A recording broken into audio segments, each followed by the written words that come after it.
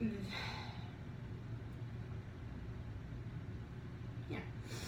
this is the setup and instructions for general breathing exercises, specifically breathing on your back. Just because it seems to be the easiest position for people to relax in. One of the keys to be able to let your breath be a switch the nervous system dominance from a sympathetic nervous system reaction, which is one of stress and tension and fear, which is the fight or flight response, to a parasympathetic nervous system response, which is rest and digest. It's helpful to make sure your alignment is where it needs to be. That means that you have to honor that your thoracic spine, your upper back, needs to have a curve to it. Allowing a placement of a curve with the thoracic spine with the addition of pillows or incline wedge is really important because it helps to align your diaphragm in a better position with your pelvis. And then you don't have to think so hard for the breathing to happen from a three-dimensional standpoint. Including diaphragm breathing, rib cage breathing, like a three-dimensional cylinder. So that's what I'm going to demonstrate here. Probably need more pillows than you really appreciate. In fact, I probably don't have enough, but I'll see how it goes.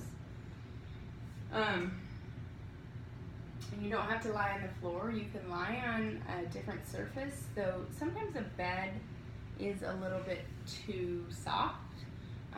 Ideally, you have a hard surface and the pillows are just accommodating your posture, as opposed to the entire surface being a pillow and accommodating your body in sort of a all over flexed position. So, but you gotta make do with what you got. So I'm gonna turn the things long ways here, and I want the pillow to be all the way down at the bottom of my thoracic spine. And then I'm gonna take some of these other rolls and put them up where my head is, because my head needs to be up even more, especially if you don't have great posture. You need to support your head in that forward head posture, which sounds like a bad thing, but the only way you make changes is honoring where you're starting in your posture, creating a three-dimensional breath, so you switch the nervous system to a state of no tension.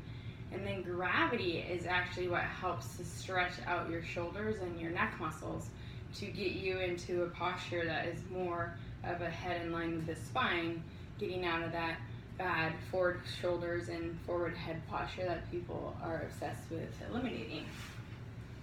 So once you think you have enough pillows, you're going to scoot down so that your rib cage is going to lie in the bottom pillow,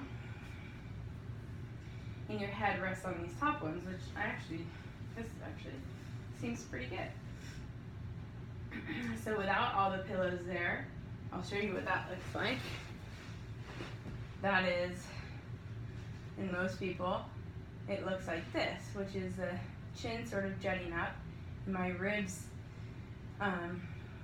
the angle of my ribs being greater than 90 degrees in a open or inhaled position, which means that if I want to do a full exhale breath, I have to push my low back into the floor to try to pull my ribs together, because these things are tight. So if I'm up on the incline wedge or pillows, then I accommodate for all of that. I start in a better length tension relationship, and then when I do an exhale, it really is my ribs just closing into an exhale breath. You can have your legs bent or straight. It's really whatever is most comfortable to your back and your neck.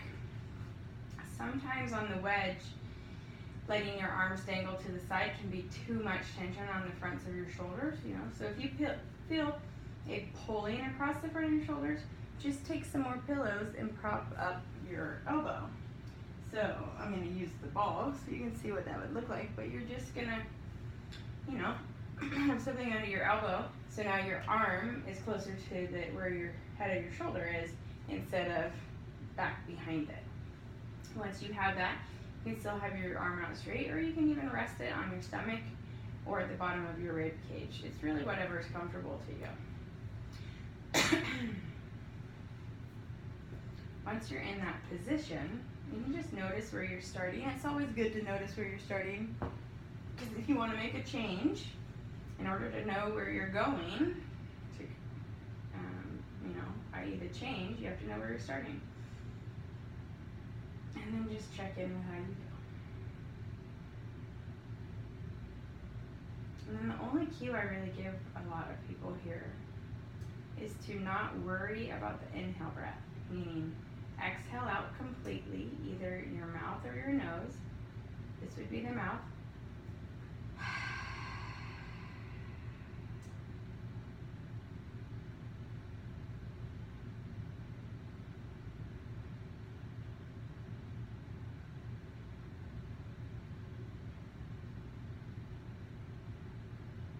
Next is inhaling or exhaling out your nose.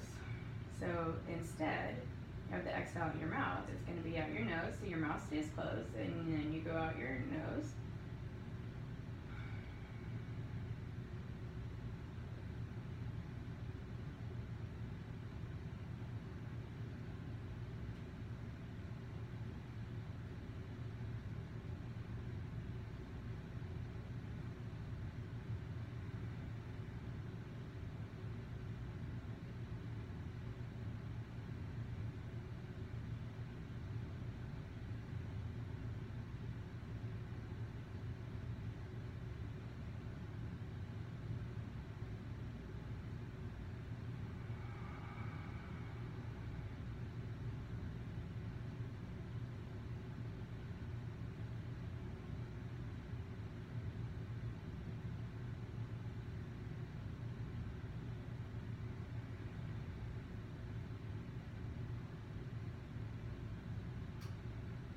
The great part about focusing on the exhale is that it automatically eliminates the tendency for people to create tension. So when you're trying to suck in air, taking a big breath, you're not utilizing your body's own natural elastic recoil of the lungs and the rib cage. So that's simply what the exhale allows, is the exhale lets us wring all that air out, create more of a negative pressure in our rib cage, wring out all the elastic tissue of the lung. And then we wait. We just wait for the inhale breath to come. I promise you the inhale will come. You wait for the inhale to come naturally on its own, and as it comes naturally on its own through the nose, it starts slowly filling back up, and it slowly fills back up, and it comes on its own because all of these tissues that you just squeezed, they rebound and start to open up, and as they start to open up, that changes the pressure and sucks the air from the outside of your body inside the body. Yeah. If I force the inhale, it would look like this.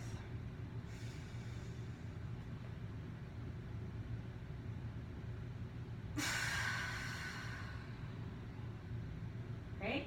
Sometimes people think that is the big breath because they feel their shoulders move up and their head extend, but all that is a lot of tension. I get actually more volume of air the more I exhale. So I exhale either out the mouth or out the nose.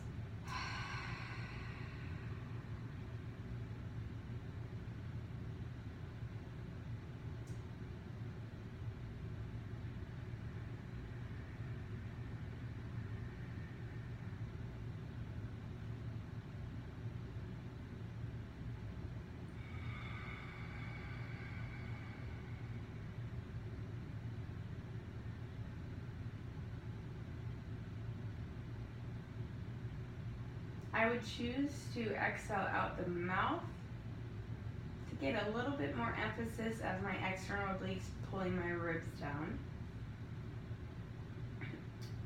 I would exhale out the nose if I had a limited amount of breath capacity. What happens is the resistance through the nasal passageway is greater than the resistance of your mouth. So it slows down the amount of air leaving or coming in.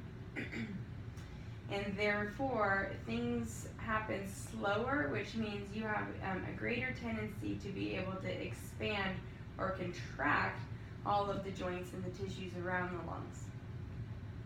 So if you're someone who, when you go to take an exhale breath, it sounds like this, and then you quickly run out of air to expel, then try using your nose to do it.